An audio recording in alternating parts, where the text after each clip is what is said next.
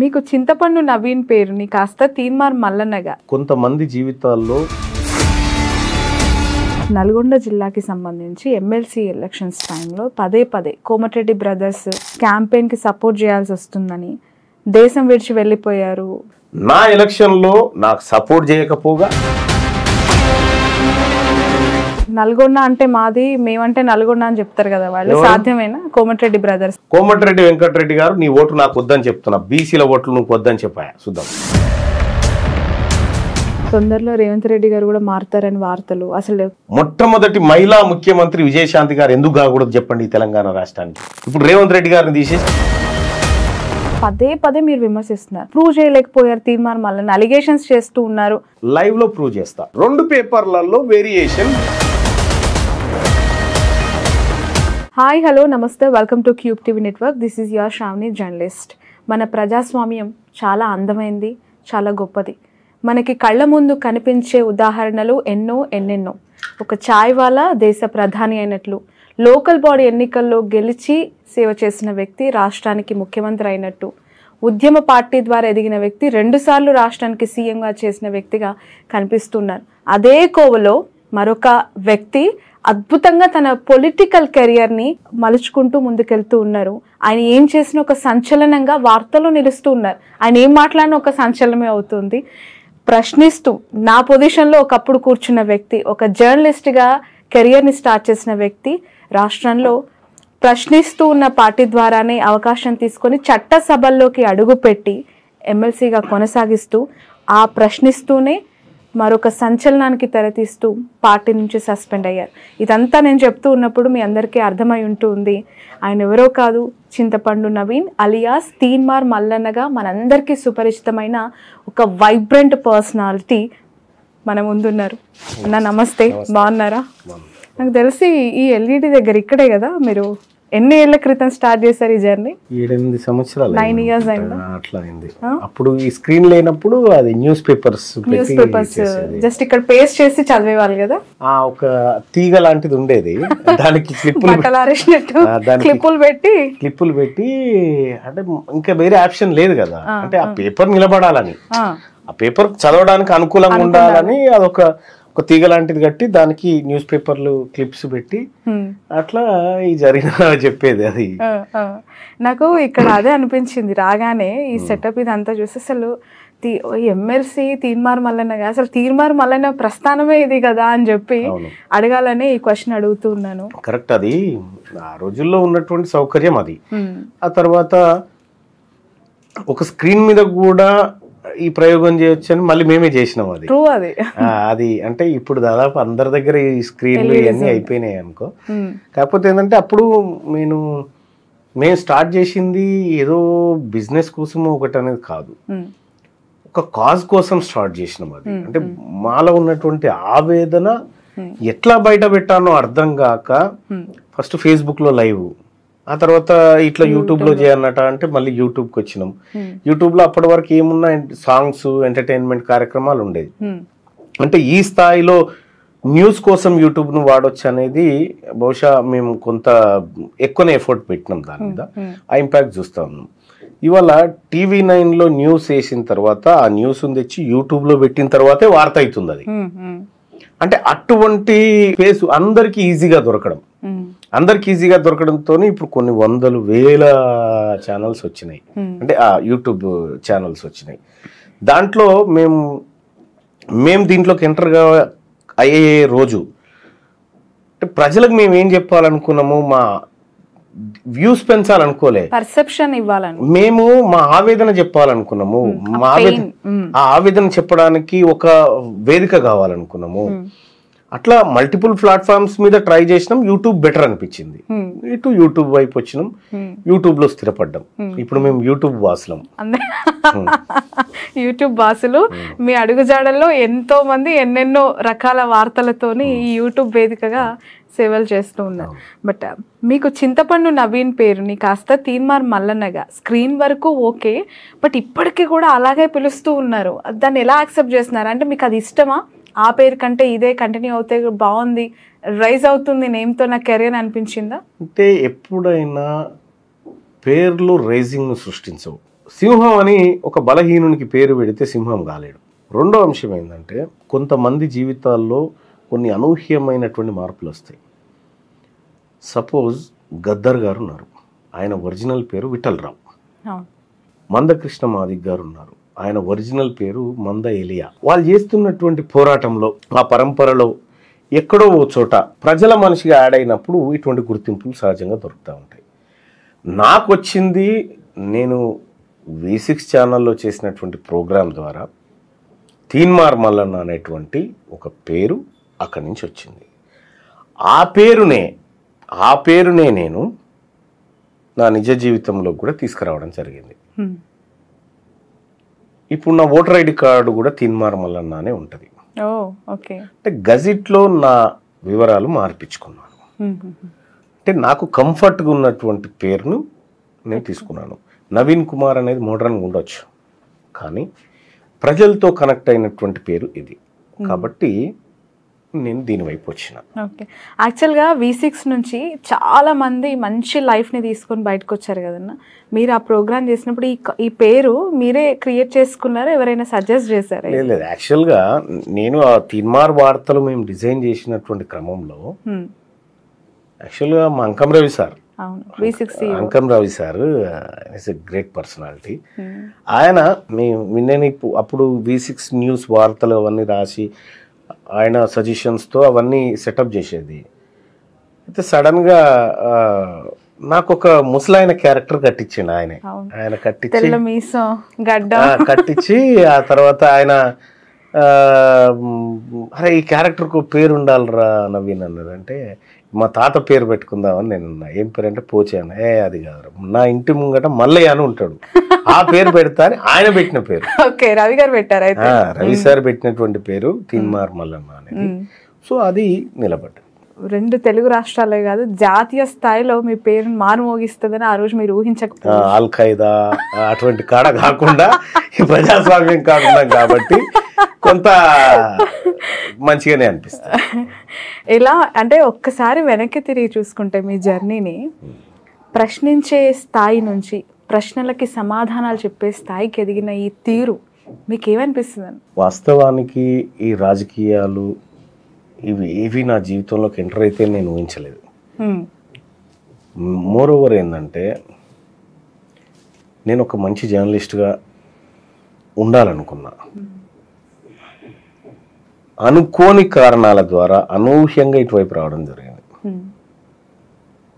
తెలంగాణ రాష్ట్రంలో ప్రతిపక్షాలు వాటి పాత్రను పర్ఫెక్ట్గా చేసినంటే నా అవసరమే లేకపోతుండే. ఇక్కడ జర్నలిజంలో కూడా క్యూ న్యూస్ ఎందుకనంటే అప్పుడున్నటువంటి మెయిన్ స్ట్రీమ్ మీడియా అంతా ఒకరి గుప్పిట్లోకి వెళ్ళిపోయి అసలు నిజమేందో తెలియనటువంటి పరిస్థితుల్లోకి జారిపోయిన పరిస్థితుల్లో నేను ఇటువైపు ఇది రావాల్సి వచ్చింది. అంటే నాకు తెలియకుండానే ఈ ప్రయాణంలో ప్రశ్న నుంచి ఆన్సర్గా మారిన అనేకమైనటువంటి ప్రశ్నలు నా చుట్టూ వచ్చేసినాయి. సో వాటన్నిటికీ సమాధానం చెప్పేటువంటి పరిస్థితిలోకి వచ్చిన. సో అదొక మంచి పరిణామం. రైట్, ఎక్కడున్నా కూడా మీలోని ఒక నైజం ప్రశ్నించే తత్వం చాలా గట్టిగా మీరు అనుకుంది బలంగా వినిపించటమే మీ ధైర్యం, అదే మీ గుండె బలం కూడా అనొచ్చు. సో అది మీకు ప్లస్ అయింది అనుకుంటున్నారా, మైనస్ అయింది అనుకుంటున్నారా? అంటే ఒకటి ఎక్కడున్నా కూడా అలానే ప్రశ్నిస్తూనే ఎదిగారు, ఒక్కసారిగా ఇప్పుడు ఇలాంటి సందిగ్ధంలో పడ్డారు కదా. సందిగ్ధం ఏముంది అంటే సస్పెన్షన్ అనేది అది చిన్న అంశం, చాలా చిన్న అంశం. ఎందుకు చెప్తున్నా అంటే అసలు దాన్ని మీరు చాలా లైట్ తీసుకున్నారు, పర్సనల్ గా తీసుకున్నారు. చాలా లైట్. నేను ఎప్పుడు కూడా నా సస్పెన్షన్ అనేటువంటి అంశం ఎక్కువ మాట్లాడను. దానికి ఈ కాస్ట్ సర్వే, ఈ కులగణన ఏదైతే ఉందో దాంట్లో ఉన్న తప్పుల గురించి ఎక్కువ మాట్లాడతా. ఇప్పుడు తీన్మార్ మల్లన్నను సస్పెండ్ చేస్తే కులగణన సర్వే కరెక్ట్ అవుతుందా? సర్వేకు రైట్ మార్క్ ఏం పడదు కదా. ప్రశ్న ఆల్వేస్ ప్రశ్నే. నేను ఎక్కడున్నా ఏం చేసినా కూడా ప్రశ్నలాగే ఉండిపోతుంది. ఇక్కడ మనం గమనించాల్సిన అంశం ఏంటంటే, నేను వచ్చినటువంటి పరంపరలో ఇవాళ తీన్మార్ మల్లన్న సస్పెన్షన్కి గురైండు. ఎందుకు గురైండు? కోమటిరెడ్డి రాజగోపాల్ రెడ్డి గారు ఉన్నారు, PCC చీఫ్ కావాలి అన్నాడు. దానికోసం ఆయన పదవి కావాలని చెప్పి రేవంత్ రెడ్డి గారిని బ్లాక్మెయిలర్ అని తిట్టాడు. కోమటిరెడ్డి వెంకటరెడ్డి గారు పిసిసి చీఫ్ కావాలనుకున్నారు, దానికోసం రేవంత్ రెడ్డి గారిని 50 కోట్లు ఇచ్చి కొనుక్కొచ్చుకున్నాడని ఆయన తిట్టాడు. ఇట్లా వాళ్ళ వ్యక్తిగతమైనటువంటి స్వార్థాల కోసం, పదవుల కోసం పార్టీని దూషించి పార్టీ విధానాన్ని వ్యతిరేకించినటువంటి వ్యక్తులు ఓవైపు, ఈ ప్రజలకు జరగాల్సినటువంటి కార్యక్రమంలో తప్పొప్పులు ఉన్నాయి, ఈ ప్రజలకు మంచి జరగాలి, ఈ లెక్కలు తప్పు అని ఈ ప్రజల తరఫున పోరాడి షోకాజ్ నోటీస్ తీసుకున్నాను. నేను వ్యక్తిగతమైనటువంటి స్వార్థాల కోసం కాదు, ప్రజల కోసం మాట్లాడి ప్రజల కోసం ప్రశ్నించి తీసుకున్నా. సో అందుకే అది ప్రేమ కట్టించి పెట్టినా.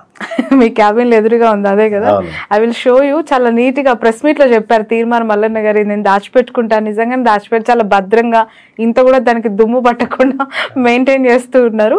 సో అయితే మీ విష్ యూ కంగ్రాట్స్ అనమాట, దానికి మేము ఆల్ ది బెస్ట్ చెప్పాలి. అది ఎందుకంటే ఒడిదుడుకులు అనేది లేకుండా ఆల్ ది బెస్ట్ ఎందుకు చెప్పాలంటే, ప్రజల కోసం పోరాడితే వచ్చింది అవార్డా రివార్డా అనేది కాదు, అల్టిమేట్గా నువ్వు పోరాడింది ప్రజల కోసమా కాదా అనేది నా ప్రోగ్రెస్ రిపోర్ట్.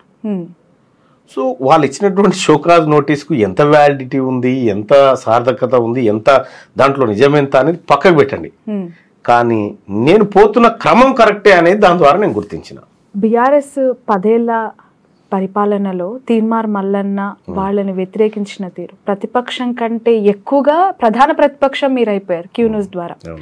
అప్పుడు భయపడని తీర్మార్ మల్లన్న అదే కాంగ్రెస్ పార్టీ అధికారంలోకి వచ్చిన తర్వాత మీరు ఎమ్మెల్సీగా ప్రయాణం స్టార్ట్ చేసి మళ్ళీ అదే ప్రశ్నించే తీరు, అంటే ఇక్కడ బీఆర్ఎస్ ప్రతిపక్షం అయినా కూడా ప్రధాన ప్రతిపక్షం మళ్ళీ మీరే అయ్యారు క్యూ న్యూస్ ద్వారా. ఒకటి ఏంటన్నా, చరిత్ర మొత్తంలో నీవు గ్రీకుల సామ్రాజ్యం దగ్గర నుంచి తీసుకోండి, నీకు ప్లాటో, అరిస్టాటిల్, సోక్రటీస్ అక్కడి నుంచి తీసుకొని చూడండి, ప్రభుత్వం ఉన్న చోట బలమైన ప్రతిపక్షం ఉండాలి. ప్రతిపక్షం ఫెయిల్ అయిన ప్రతిసారి ప్రజలే ప్రతిపక్షం అవుతారు. సో ఇక్కడ జరిగింది అదే, నేను లేకపోయినా నా రూపంలో ఇంకెవరో వచ్చేటోళ్ళే. అంటే ప్రతిపక్షాలు వీక్ ఉన్న చోట ప్రజలే ప్రతిపక్షం అవుతారు. సో అవి మనకు రిపీటెడ్గా ఈ చరిత్రలో కనిపిస్తూ ఉంటాయి. తీర్మార్ మల్లన్న వెనుక కాంగ్రెస్ పార్టీలో ఎవరున్నారు అనే చర్చ చాలా పెద్ద ఎత్తున జరుగుతుంది. ఎందుకు అనంటే మీ సస్పెన్షన్ అయినాక కొంతమంది మాట్లాడిన మాటలు, మధు యాష్కి గౌడ్ లాంటి వాళ్ళు మాట్లాడుతున్నారు. సో ఎలా చూడాల్సిన అవసరం ఉందంటారు? అంటే కాంగ్రెస్ పార్టీ తప్పు కాదు, కాంగ్రెస్ పార్టీ తప్పు, కాంగ్రెస్ పార్టీని అడ్డం పెట్టుకొని అధికారాన్ని చెలాయిస్తున్నటువంటి ఒక వర్గం ఆడిన డ్రామా ఇది. ఓకే, కాంగ్రెస్ పార్టీ, రాహుల్ గాంధీ గారు ఈ పేద వర్గాలకు జితినే ఆబాది ఉతినే ఇస్సేదారి అని చెప్పి ఆయన ఈ పేద వర్గాల గురించి ఆలోచిస్తున్నటువంటి నాయకుడు. ఆయన ఆలోచనలో కానీ కాంగ్రెస్ పార్టీ విధానంలో కానీ తప్పు లేదు. ఇప్పుడు మీరు అనుకున్న వర్గాల్లో ముఖ్యమంత్రి గారు ఉన్నారా లేరా? ఆయనే ఉన్నాడు. ఓకే, ఆయనే ఉన్నాడు, ఇంకా ఆయన సపరేట్ ఏం చేస్తున్నావు, ఆయనే ఉన్నారు దాంట్లో. బట్ ఆ ముఖ్యమంత్రి గారి కోసం గొంతు చించుకొని ప్రతి సందర్భంలో వెనకేసుకొచ్చి ఎవరు సపోర్ట్ చేసినా చేయకపోయినా తన నిర్ణయాన్ని ప్రజలకు వినిపించిన వ్యక్తి తీర్మార్ మల్లన్న.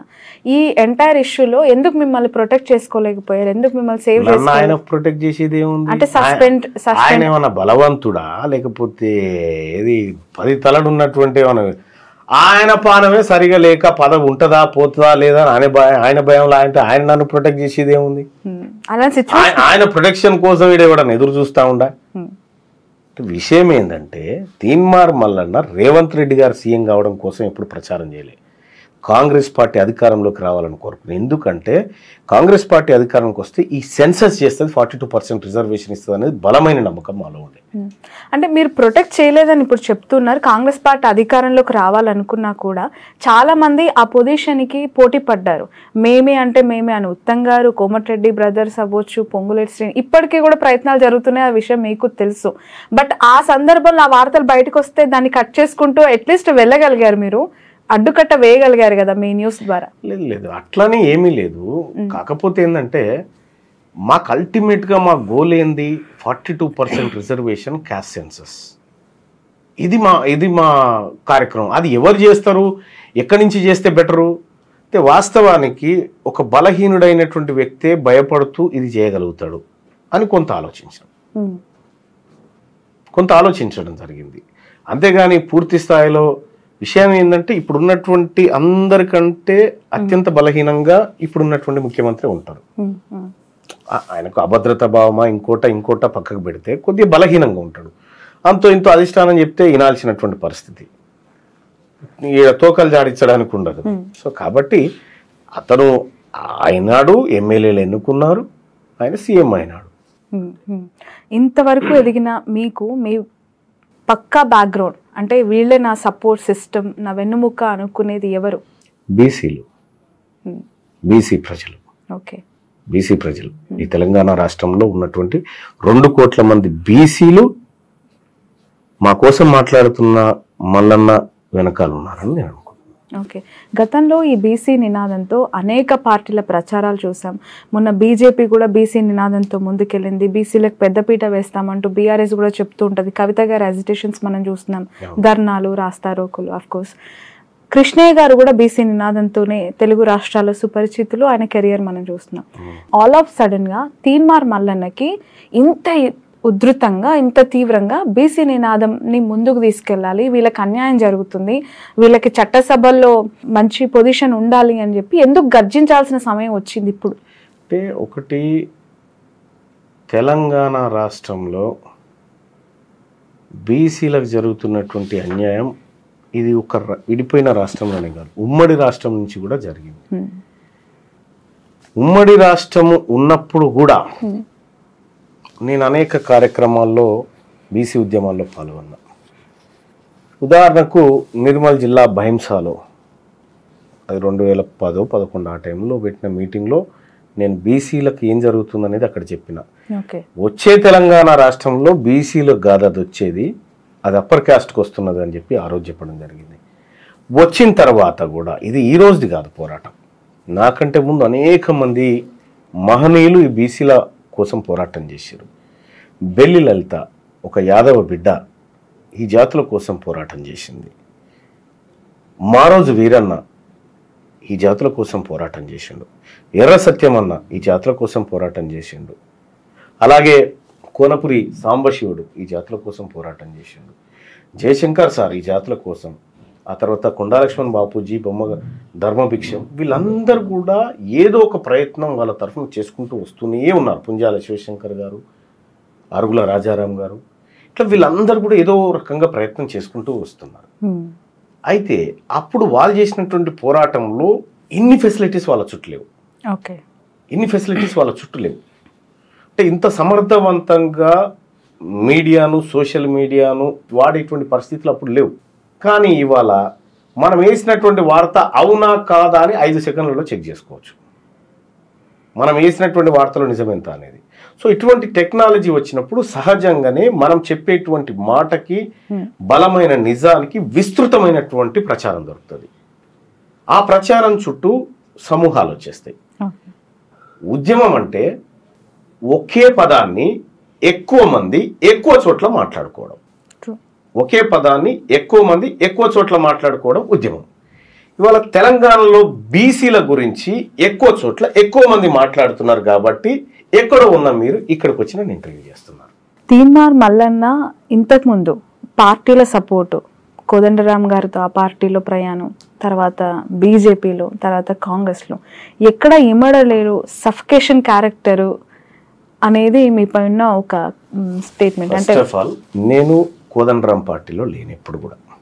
ఆయన పార్టీ పెట్టుకుంటే 1 లక్ష రూపాయలు సాయం చేసిన. ఆ పార్టీకి నాకున్న సంబంధం అది. ఓకే.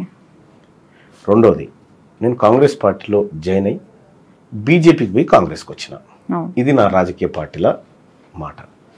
కానీ ఇదే ముఖ్యమంత్రి రేవంత్ రెడ్డి గారు ఏబీవీపీలో ఉన్నాడు, ఆర్ఎస్ఎస్లో ఉన్నాడు, బీఆర్ఎస్లో, టీఆర్ఎస్లో చేరాడు, తెలుగుదేశంలో చేరాడు, ఆ తర్వాత కాంగ్రెస్లో చేరాడు. ఇన్నిసార్లు ఒక ఆయన మారొచ్చు, ఆయన గురించి ప్రశ్న, ఎందుకంటే he's upper caste. NM Srinivas Reddy అని ఉన్నాడు మహబూబ్ నగర్ కాడ, ఆయన బీజేపీ నుంచి కాంగ్రెస్కి వచ్చారు. అదొక్కటే తెలుసు మీకు, అంతకంటే ముందున్న ప్రస్థానం తెలవాలి కదా. బీఆర్ఎస్ నుంచి, బీఆర్ఎస్ కంటే ముందు ఏంది ఆయన, ఆ తర్వాత ఏంది, ఇట్లా వీళ్ళు 4-5 మారుతారు. డికే అరుణ గారు ఉన్నారు, తెలుగుదేశం పార్టీలో ఉంటారు, ఆ తర్వాత సమాజ్వాదీ పార్టీ, ఆ తర్వాత కాంగ్రెస్, ఆ తర్వాత బీజేపీ, వీళ్ళు ఎన్నైనా మారొచ్చు, వీళ్ళకి ఎక్కడ నిలకడ లేకున్నా ఓకే. ఒక తీన్మార్ మల్లన్న మాత్రం కాంగ్రెస్ నుంచి బీజేపీ పోయి మళ్ళీ కాంగ్రెస్కి వస్తేనే స్టెబిలిటీ ఉండదు. అంటే మారాలనేటువంటి వీళ్ళ అధికారం ఎక్కడుంటే అక్కడికి ట్రాన్స్ఫర్ కావచ్చు, పవర్ ఎక్కడుంటే అక్కడికి. నేను ప్రజలకు ఎక్కడ మంచి జరుగుతుంది అనేటువంటి అంశంలో నేను ట్రాన్స్ఫర్ అయితే నేను అయ్యింది ఏంది, కాంగ్రెస్ నుంచి బీజేపీకి పోయి కాంగ్రెస్కి వచ్చిన. ఇదే అంటే బీజేపీకి అధికారం రాదని తొందరగా పసిగట్టేసి కాంగ్రెస్కి వచ్చారా?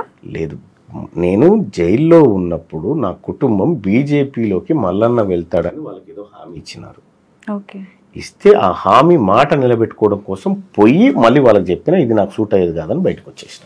మీ ఆలోచనలకి ఆ పార్టీ విధానాలు ఏం సూట్ కాలేదా? సఫికేషన్ ఎక్కువగా ఉండిందా అక్కడ? సఫికేషన్ అని అక్కడ వరకే లేదు, సఫికేషన్ ఎక్కడిది? వీటి మీ మీద కొంచెం కత్తులు చూస్తారేమో ఇప్పుడున్న బీజేపీ నాయకులు. కత్తులు లేవు, ఏమీ లేవు. నేనేమంటున్నా, అక్కడ వర్క్ లేదు. ఇప్పుడు వాయిస్ ఉన్నోన్ని మ్యూట్ చేస్తే ఎట్లుంటుందో బీజేపీ పరిస్థితి అట్లుంది. ఇప్పుడు నేను పోయి అంటే నాకు తగ్గట్టుగా వర్క్ ఉంటేనే నేను వర్క్ చేయగలుగుతా. ఒట్టినే కుర్చీలో పోయి కూర్చొని వస్తే ఏం చేయగలుగుతా నేను? బోర్ కొడుతుంది కదా. ఓకే, ఇప్పుడు బీజేపీ టాపిక్ వచ్చింది కాబట్టి, వాయిస్ ఉన్నోడు అని మాట్లాడారు కాబట్టి, బండి సంజయ్ గారి గురించి ఒక క్వశ్చన్. మున్నూరు కాపు ఫీలింగ్ చాలా ఎక్కువగా ఉంటుంది ఆ పార్టీలో. ఆ డామినేషన్ ఉన్న పొలిటీషియన్స్ మాటలు కూడా చాలా ఇంపాక్ట్ చూపిస్తాయి. ధర్మపురి అరవింద్ గారు, బండి సంజయ్ గారు ప్రేమేందర్ రెడ్డి కాకుండా తీన్మార్ మల్లన్నకు సపోర్ట్ చేశారు. గెలవడంలో వాళ్ళ రోల్ చాలా ఎక్కువగా ఉంది. అందుకని వాళ్ళు చాలా closest politicians Teenmar Mallanna support వాళ్ళే అనే వాళ్ళకి మీ ఆన్సర్? భారతీయ జనతా పార్టీ నా మీద అభ్యర్థిని పెట్టకపోతే ఆలోచన చేయాలి. అది నా మీద అభ్యర్థిని పెట్టి మీరు మీ అభ్యర్థి ప్రచారానికి దిగి ఇలా తీన్మార్ మల్లన్న గెలిచింది కాబట్టి తీన్మార్ మల్లన్న సపోర్ట్ చేసిండని చెప్పడం అనేది దుర్మార్గం. వాళ్ళ పార్టీ వ్యవహారాలు వాళ్ళవి, నా పార్టీ నా వ్యవహారాలు నావి. ఎన్నికల యుద్ధంలోకి దిగిన తర్వాత నీ నా తమ ఇవేమీ ఉండవు. ఖడ్గం పట్టినవా శత్రువునన్న చంపు నువ్వన్న చచ్చిపోవంతే. ఎన్నికల గోదాలో ఇట్లా ఉంటుంది. ఓకే, మీరు నల్గొండ జిల్లాకి సంబంధించి ఎమ్మెల్సీ ఎలక్షన్స్ టైంలో పదే పదే కోమటిరెడ్డి బ్రదర్స్ క్యాంపెయిన్కి సపోర్ట్ చేయాల్సి వస్తుందని, దేశం విడిచి వెళ్ళిపోయారు, వెకేషన్కి వెళ్ళిపోయారని చెప్పారు. అప్పటి నుంచి ఆ రైవల్రీ కొనసాగుతుందో? పర్సనల్గా మీ మధ్య ఏమైనా ఇష్యూస్ ఉన్నాయా? చాలా మందికి క్వశ్చన్ ఎందుకు రేజ్ అవుతుందంటే, ఇష్యూస్ ఏం లేవండి, ఇష్యూస్ ఏం లేవు. విషయం ఏంటంటే కోమటిరెడ్డి రాజగోపాల్ రెడ్డి కొంత బెటర్. వెంకటరెడ్డితో పోల్చుకుంటే రాజగోపాల్ రెడ్డి గారు ఒక మాట అంటే పాపం తల దిగిపడ్డ ఆ మాటకు ఎనుకో ముందో నెరవేరుస్తాడు. రాజగోపాల్ రెడ్డి ఈయన అట్లా కాదు, పెద్ద ఆయన. ఈ ఎట్లా అంటే దుడుకలాగా ఉంటుంది ఈయన కార్యక్రమం అంతా. కాని పని అయినట్టు, ఆయన పని నేనే చేసినట్టు ఇట్లా చెప్తా ఉంటాడు. ఒక అబద్ధాన్ని 20 మందికి చెప్తాడు. ఇప్పుడు సపోజ్ మండలానికి పోయినావు అనుకో, నువ్వు ఇంకెప్పుడైతే ఎంపీ పని 20 మందికి చెప్తాడు. అయ్యేది ఒక్కడే, 20 మందికి చెప్పొస్తాడు. ఓ 50 మందికి ఎమ్మెల్యే నువ్వేరా నాయన పిచ్చోడా అని వస్తాడు అంతే. ఇటువంటి చిల్లర చిల్లర చిల్లర చిల్లర కార్యక్రమాలు ఉంటాయి ఆయన దగ్గర. నా ఎలక్షన్లో నాకు సపోర్ట్ చేయకపోగా కాంగ్రెస్ పార్టీ కార్యకర్తలు ప్రచారం చేయకుండా ఎక్కడికక్కడ రిస్ట్రిక్షన్ పెడితే మళ్ళా నా టీము నా వాళ్ళే నల్గొండని సపరేట్గా తీసుకొని మేము ప్రచారం చేసుకో పరిస్థితి వచ్చింది. అది వాళ్ళు చేసినటువంటి కార్యక్రమం. అంటే కాంగ్రెస్ పార్టీ అధికారంలోకి రావాలని మేము ఏదైతే పోరాటం చేసినామో ఆ పోరాటంలో వచ్చిన ఫలితాలను అనుభవించుకుంటా దాంట్లో తీన్మార్ మల్లన్నను ఓడగొట్టాలని నువ్వు కృషి చేసినావంటే రేపు పొద్దుగాల నువ్వు గెలుస్తావు కదా, చూపిస్తా నేను అప్పుడు ఎట్లా గెలుస్తావు. ఓడగొడతారా? 100%. డౌట్ ఏముంది? అంటే నల్గొండ అంటే మాది, మేమంటే నల్గొండ అని చెప్తారు కదా వాళ్ళు. సాధ్యమేనా? కోమటిరెడ్డి బ్రదర్స్ ఇద్దరు వాళ్ళకి ఇంతమంది లేరమ్మా ఆడ నల్గొండలో, ఇంతమందే. ఏముందమ్మా వాళ్ళ దగ్గర? కోమటిరెడ్డి వెంకటరెడ్డి దగ్గర అంగబలం ఉంది. ఏం అంగబలం ఉంది? ఆర్థిక బలం ఉంది. అంగబలము జిల్లా 100కి 90 ఓట్లు మాయి. నువ్వు వార్డు మెంబర్ కూడా గెలవలేవు మా ఓట్లు లేకపోతే. నువ్వు వార్డు మెంబర్ కూడా గెలవలేవు. నీకు దమ్ముంటే చెప్పు.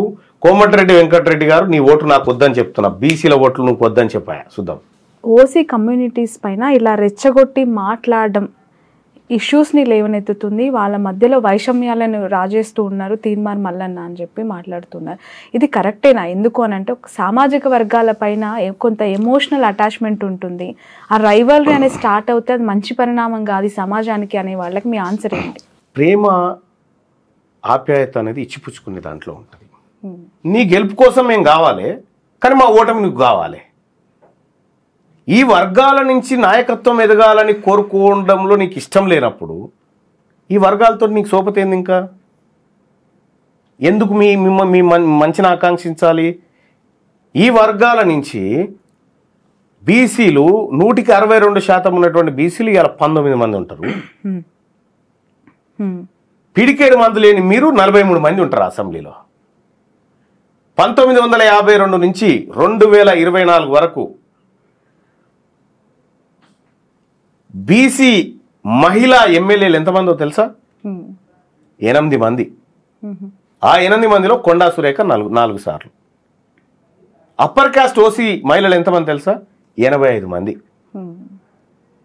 మరి ఇన్ని రకాలుగా మేము ఓట్ల కోసమే మేము పనికొస్తాము, ఇంకా మేము వేరే పాలిటిక్స్ చేయకూడదు అనే ఉద్దేశం మీకున్నప్పుడు మీతో సోపతి ఎందుకు? మాకు మాది మేము చేసుకుంటాం. ఇప్పుడు ఈ సర్వేకి సంబంధించి తప్పుల తడకగా ఉంది, ఇది కరెక్ట్ పద్ధతిలో పదే పదే మీరు విమర్శిస్తున్నారు.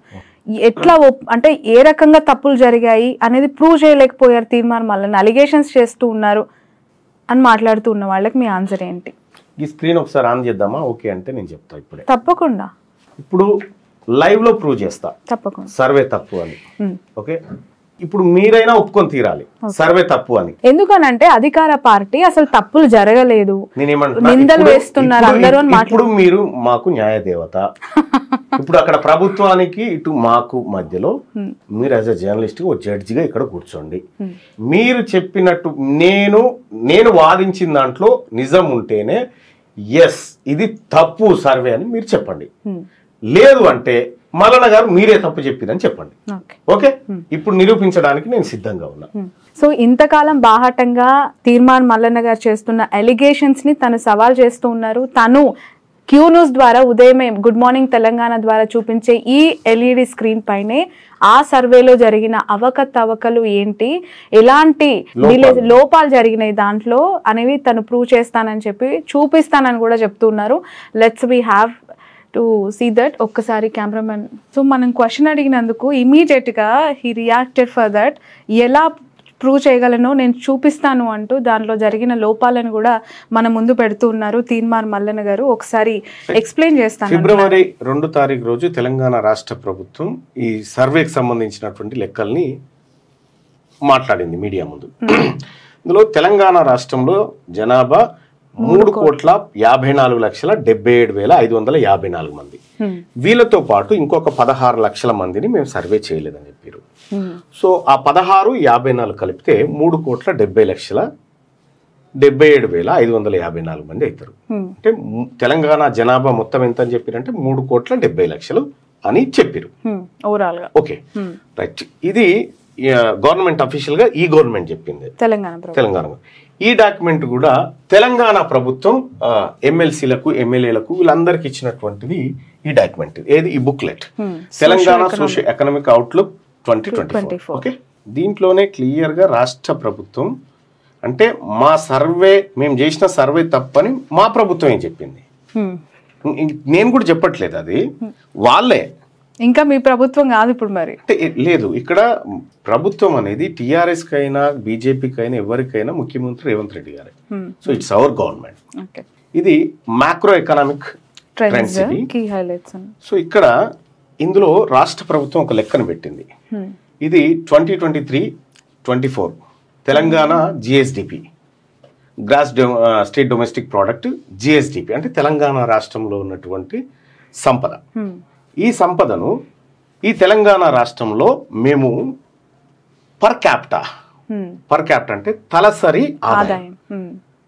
ఒక తలసరి అనేటువంటి పదం లాటిన్ భాష నుంచి వచ్చినటువంటి పదం. అది ఇక్కడ ఒక తలకి ఈ సంపదను ఒక తలకి 3,47,000 చొప్పున పంపిణీ చేసినాము.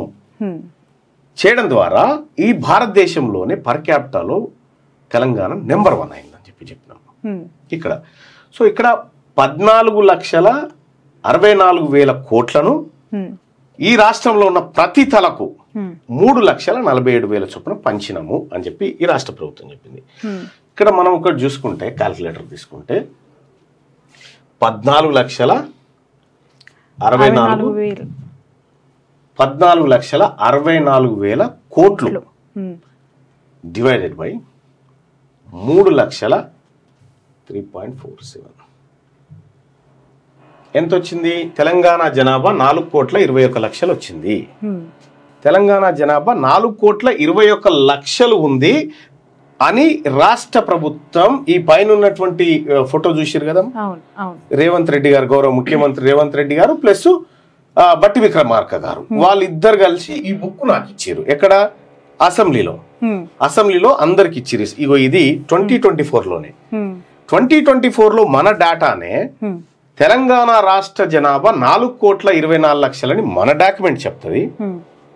మనం చేసినటువంటి సర్వేలో తెలంగాణ జనాభా 3,70,00,000 మనం చెప్తాం. ఇది తప్ప అది తప్ప, ఈ రెండు మీరు చేసినాయి. ఇందులో ఏదో ఒకటి తప్పు. ఒకవేళ ఇది తప్పు అయితే, ఒకవేళ ఇదే తప్పు అయితే ఈ సోషియో ఎకనామిక్ అవుట్లుక్ అనేది సభలలో ప్రవేశపెట్టారు మీరు. సభలలో తప్పుడు డాక్యుమెంట్ ప్రవేశపెట్టి సభను తప్పుదో పట్టించారా? ఇది తప్పు అయితే. ఒకవేళ అది తప్పు అయిందనుకో, అది తప్పు చేశారా? 2 పేపర్లు మీవే. 2 పేపర్లలో వేరియేషన్ 50 లక్షలు ఉంది. ఈ 50 లక్షల మంది ఎక్కడ పోయారు? ఇప్పుడు మీరు విన్నారు కదా, ఇప్పుడు చెప్పండి, సర్వే రైటా రాంగా? ఖచ్చితంగా చూసినాక అనుమానాలు అయితే వస్తున్నాయి. మీరు ఇంకా ఎట్లా ఎక్స్ప్లెయిన్ చేయాలి? ఇంకేమైనా ఎక్స్ప్లెయిన్ చేయాలా? ట్రూ. ఇంకేమైనా చేయమంటే చేస్తారు. అయితే వాళ్ళు ప్రవేశపెట్టిన ఈ ఎకనామిక్ అవుట్లుక్ 24 అయినా అచ్చు తప్పు అని చెప్పాలా? లేదు అని అంటే మేము ఇచ్చిన ఆ సర్వే తప్పుల తడకానన్న ప్రకటన చేయాలి. ఇప్పుడు ఇందులో తీన్మార్మలన్న తప్పు ఉందా, ప్రభుత్వం తప్పు ఉందా? ఇప్పుడు నేను మీ ముందు ఇదంతా ఎక్స్ప్లెయిన్ చేశాను. ఇట్లాంటి 10 చూపిస్తా. ఇందులో ఒక చోట అచ్చు తప్పు జరగవచ్చు, కానీ ఇంకొక చోట కూడా తెలంగాణ రాష్ట్రంలో సీతక్క గారి శాఖ ఉంటది.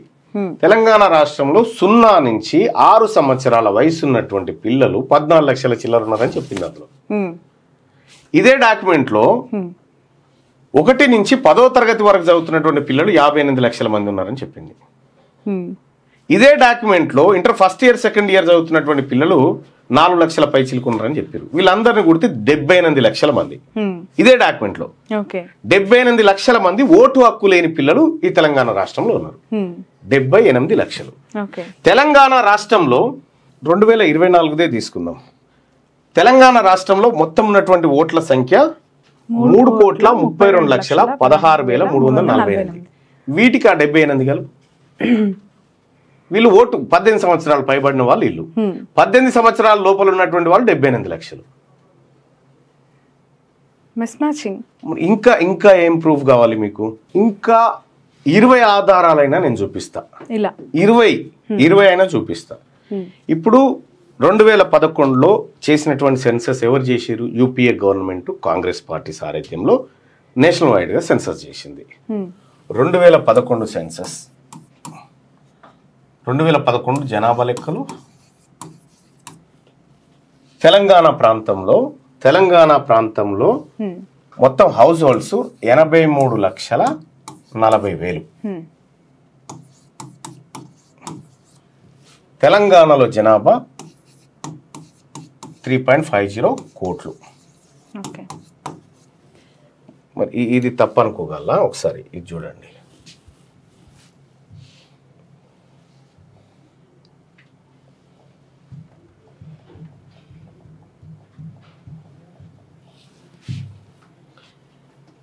ఇదైతే గవర్నమెంట్ పోర్టల్ కదా, తెలంగాణ.gov.in. Okay right. ఇది ఒకసారి క్లిక్ చేద్దాం. ఇందులో తెలంగాణ రాష్ట్రంలో house holds 83.04. Okay, 83.04. Okay right. ఇక్కడ పాపులేషన్ ఎంత చూపిస్తా ఉన్నాం మనం? 350 lakhs. 3,50 lakhs. Okay right. ఇప్పుడు మనం 83 2011లోనే 83 అని చూపిస్తాం హౌస్ హోల్డ్స్. సో ఇప్పుడు రేవంత్ రెడ్డి గారు మొన్న ప్రెస్ మీట్ లో ఏం చెప్పిండంటే తెలంగాణ రాష్ట్రంలో ఇప్పటి వరకు 1.12 కోట్ల ఇళ్లలో సర్వే చేశామని చెప్పాడు. దాని ప్రూఫ్ కూడా ఉంది. ఆయన చెప్పింది 1.12 కోట్ల ఇళ్లలో మేము సర్వే చేశాం. ఇంకా తెలంగాణ రాష్ట్రంలో 3 లక్షల ఇండ్లు మిగిలిపోయాయని చెప్పాడు. ఈ రెండు క్యాలిక్యులేట్ చేస్తే 1,15,00,000 ఇండ్లు తెలంగాణ రాష్ట్రంలో ఉన్నాయన్నట్టు. అవునా? రైట్. ఇప్పుడు 83 లక్షల ఇండ్లు ఉన్నప్పుడు 3,50,00,000 మంది ఉన్నారు. ఇప్పుడు ఈ ఇండ్లతో కంపేర్ చేసినప్పుడు 32 లక్షల ఇండ్లు కొత్తగా వచ్చినాయి. 32 లక్షల ఇండ్లు కొత్తగా వచ్చినాయి. ఓకే. సో ఈ 32 ఒక హౌస్ హోల్డ్ సైజ్ ఎంత అనుకుంటున్నాం? ఇక్కడ ఒక ఇంట్లో 4 అనుకుంటున్నాం సైజ్. ఈ 4 కూడా వద్దు, ఒక్క ఇంట్లోంచి ఒక్కరే అనుకుందాం. ఒక్క ఇంట్లోంచి ఒక్కరైతే ఇవి 32 లక్షలు ప్లస్ ఈ 3,50,00,000. తెలంగాణ జనాభా ఇట్లా చూసుకున్నా 3,82,00,000 కావాలి. కానీ 3,70,00,000 ఎట్లా వచ్చింది? ఇప్పుడు చెప్పండి. ఇదంతా మీరు చెప్పే ప్రయత్నం చేసినా ఎందుకు కన్సిడరేషన్ లేదంటారు ఈ సర్వే? నేను మీ జడ్జిమెంట్ కోసం వెయిట్ చేస్తున్నా. యాజ్ ఏ జర్నలిస్ట్గా, ఇదంతా కల్లారా చూసినటువంటి మనిషిగా ఈ సర్వే తప్పు అని తీన్మార్ మల్లన్న నిరూపించాడా లేదా? Yes, true.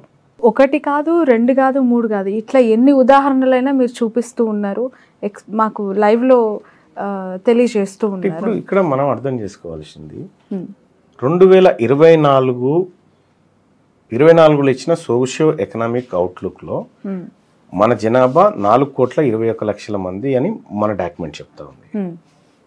2025 జనవరి నాటికి, ఫిబ్రవరి నాటికి మన జనాభా 3,70,00,000 అని మన సర్వే చెప్తా ఉంది. 6 నెలల కాలంలో తెలంగాణ రాష్ట్రంలో 51 లక్షల మంది మాయమైపోయినారు. వీళ్ళు ఎక్కడ పోయినారు? 51 లక్షల మంది మాయమైపోవడం అంటే చిన్న విషయం కాదు.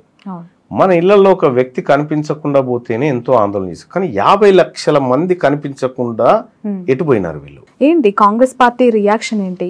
ఇప్పుడు ఇంతలాగా మీరు చెప్తూ ఉన్నారు, అయినా కూడా అంటే బీఆర్ఎస్ మీతో పాటు ఇది తప్పుల తడకగా ఉంది, 46% ఉన్నది 42%కి ఎలా డిక్రీజ్ అయింది అని కూడా వాళ్ళు ప్రశ్నిస్తున్నారు.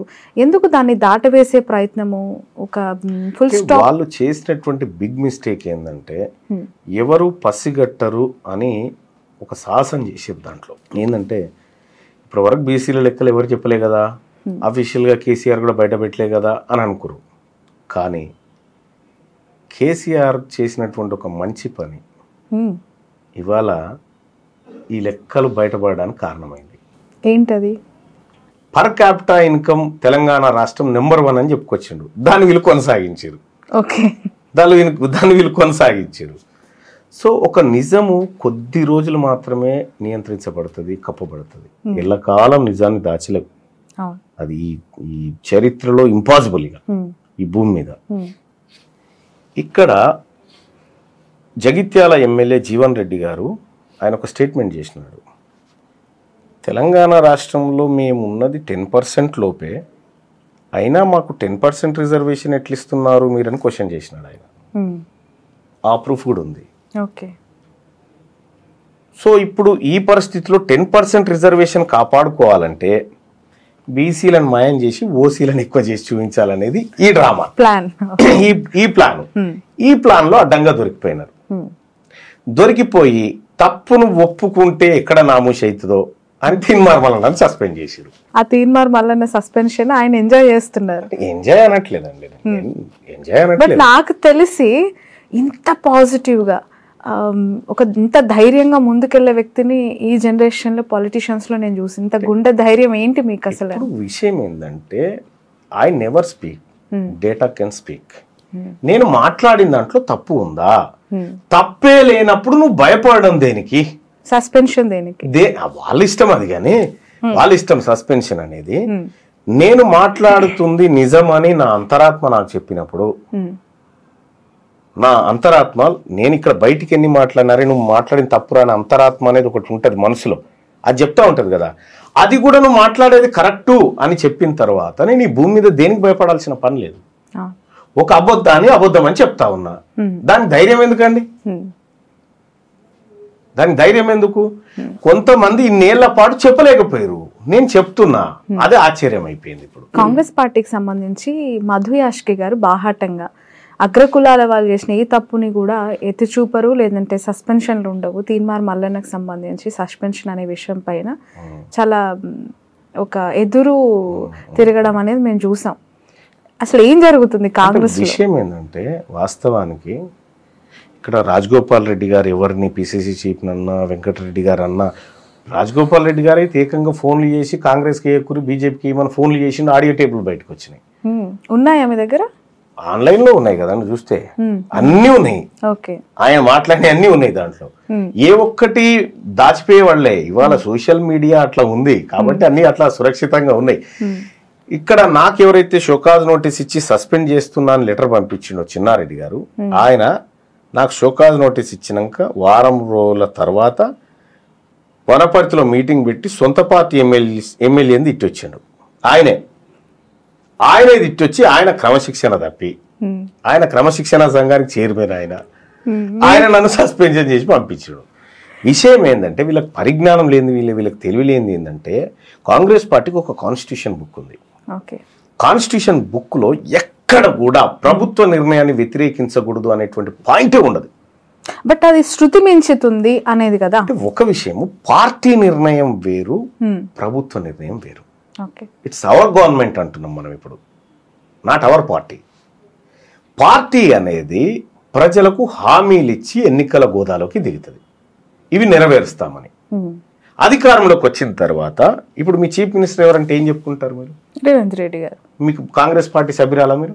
కాదు కదా. కాంగ్రెస్ పార్టీ ఇచ్చినటువంటి నినాదం కరెక్ట్, 42% రిజర్వేషన్ ఇస్తాం, కాస్ట్ సెన్సస్ చేస్తాం ఈ దేశంలో అని. కాంగ్రెస్ ముఖ్యమంత్రి రేవంత్ రెడ్డి గారు ఆ మాట చెప్పగానే, కాస్ట్ సెన్సస్ చేస్తున్నామని చెప్పగానే, నేనే విస్తృతంగా నిలబడి ప్రజలారా అందులో పాల్గొనండి, ఈ సర్వే మన జీవితాలను మారుస్తుంది, ఈ సర్వే వల్ల మనకు మంచి జరుగుతుందని నేనే కదా ప్రచారం చేసింది కాంగ్రెస్ పార్టీ నిర్ణయాన్ని. కానీ ఈ దాన్ని ఇంప్లిమెంట్ చేయాల్సినటువంటి ప్రభుత్వం ఈ తప్పుడు లెక్కల ద్వారా ప్రజల్ని మభ్యపెట్టాలనుకుంది.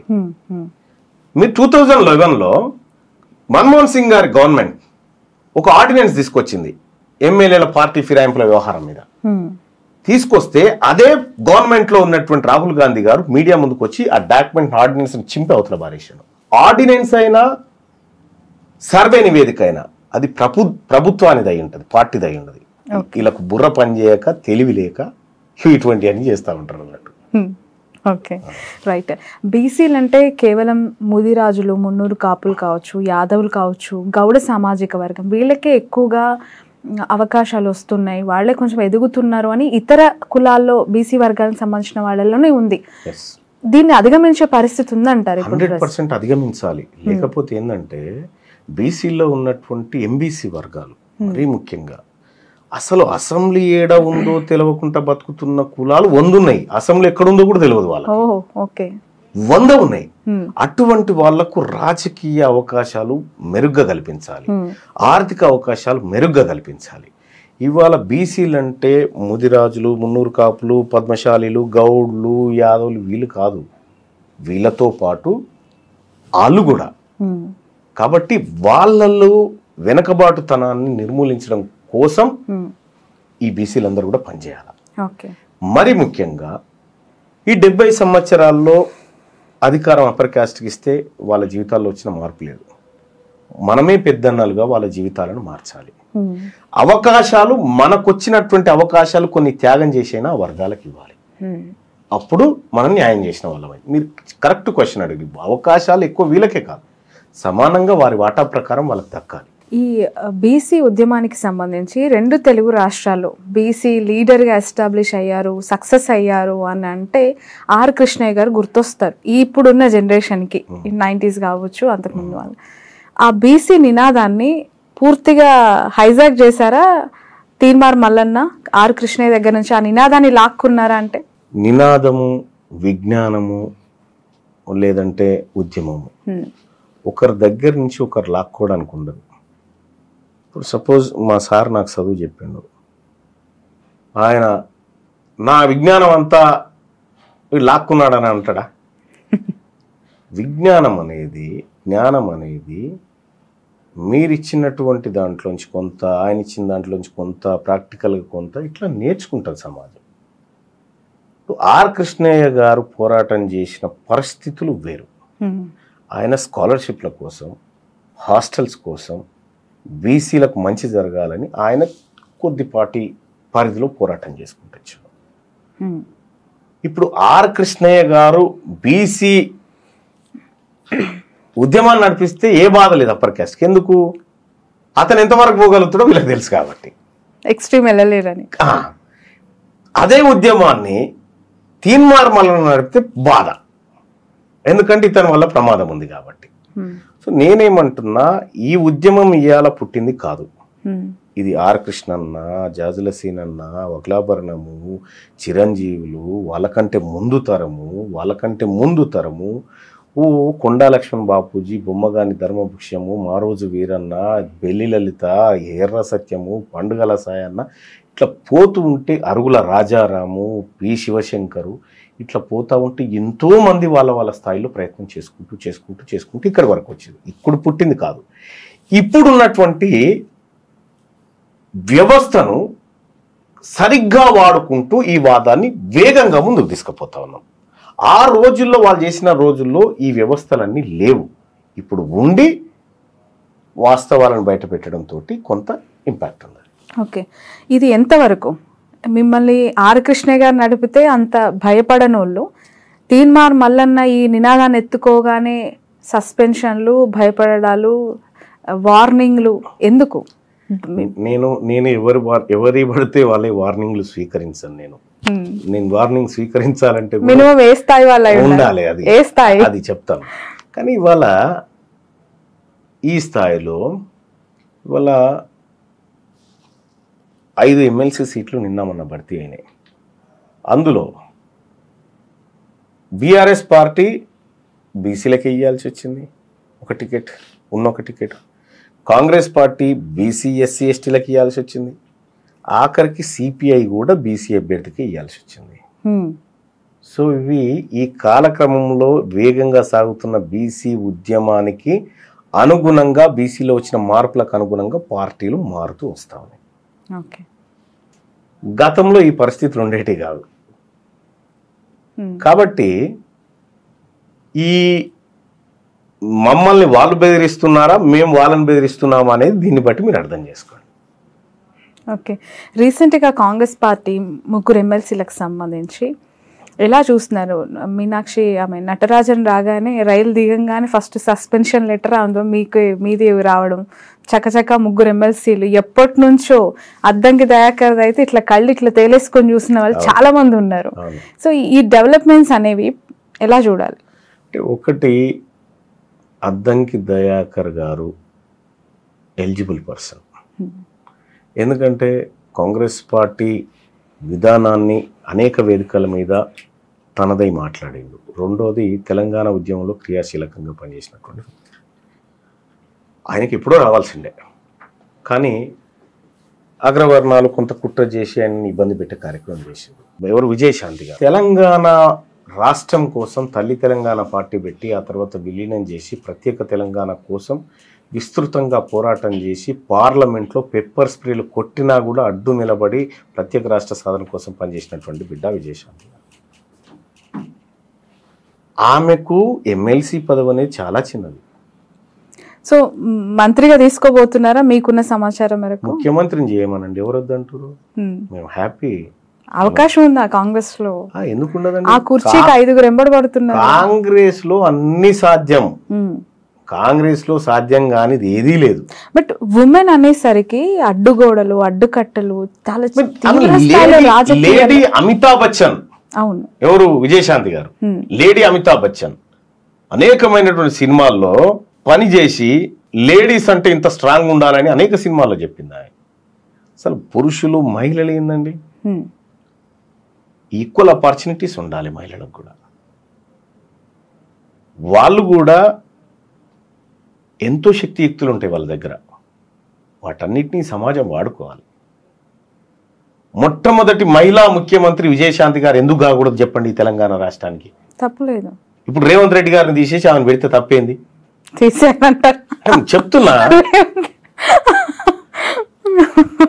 చెప్తున్నానండి, తప్పే ఉంది.